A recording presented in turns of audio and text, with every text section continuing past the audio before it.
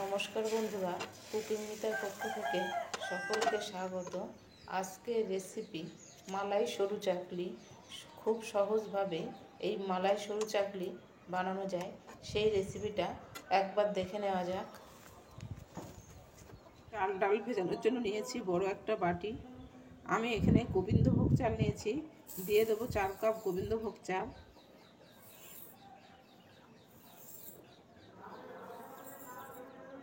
আর দিয়ে দেবো 1 কাপ বিউলির ডাল। এবার জল দিয়ে ভালো করে ধুয়ে নিতে হবে। চাল ডাল ভালো করে ধুয়ে নিয়েছি, বেশ কিছুটা জল দিয়ে ভিজিয়ে রাখবো 5 ঘন্টার জন্য। মালাই বানানোর জন্য এখানে আমি 1 কাপ লিকুইড দুধ নিয়েছি। লিকুইড দুধটা কড়ার মধ্যে ঢেলে দিলাম।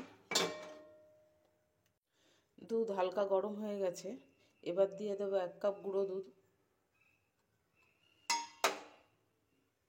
গুঁড়ো দুধ দেওয়ার পর ভালো করে মিশিয়ে নেব।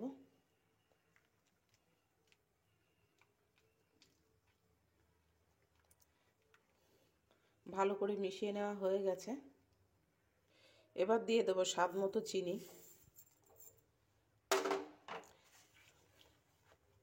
এবার দিয়ে দেবো অল্প একটু এলাচ গুঁড়ো। দিয়ে বেশ কিছুক্ষণ ফুটিয়ে মালাইটা তৈরি করে নেব।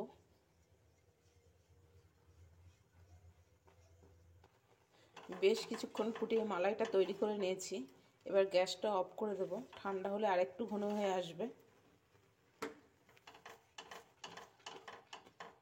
ফিরে এলাম 5 ঘন্টা পরে।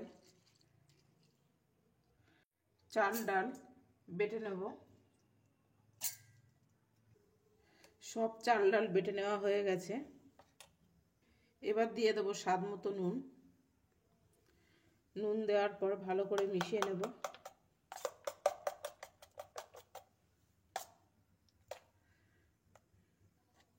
ভালো করে মিশিয়ে নিয়েছি।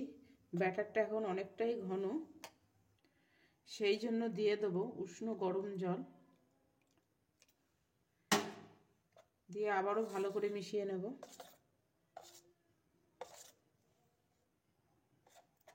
ভালো করে মিশিয়ে নেওয়া হয়ে গেছে। আমি ব্যাটারের ঘনত্ব রেখেছি এইরকমই। গ্যাস জেলে একটা তাওয়া বসিয়ে দিয়েছি। এবারে অল্প একটু ঘি তাওয়ার মধ্যে ব্রাশ করে নেব।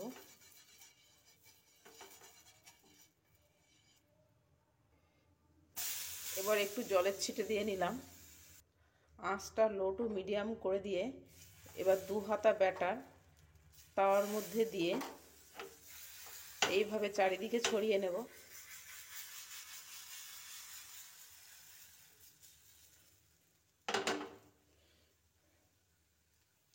ব্যাটারটা উপর থেকে শুকিয়ে এসেছে। এবার আগে থেকে যে মালাইটা তৈরি করে রেখেছিলাম তার থেকে কিছুটা নিয়ে এইভাবে চারিদিকে ছড়িয়ে দেব।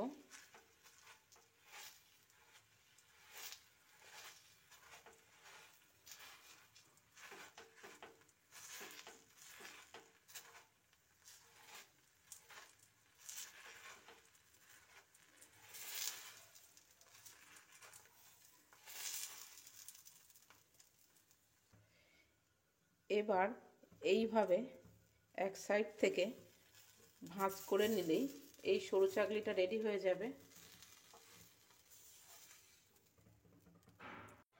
আবারও তাওয়াতে একটু ঘি ব্রাশ করে নিয়েছি, একটু জলের ছিটেও দিয়ে নিয়েছি।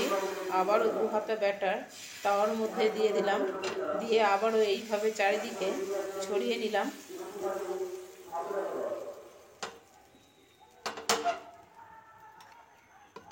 ব্যাটারটা উপর থেকে শুকিয়ে এসেছে। এবার 1 চামচ মালাই দিয়ে এইভাবে ছোট চামচ দিয়ে চারিদিকে ছড়িয়ে দেব। এই একই রকমভাবে সব সরু চাকলিগুলো আমি বানিয়ে নেব।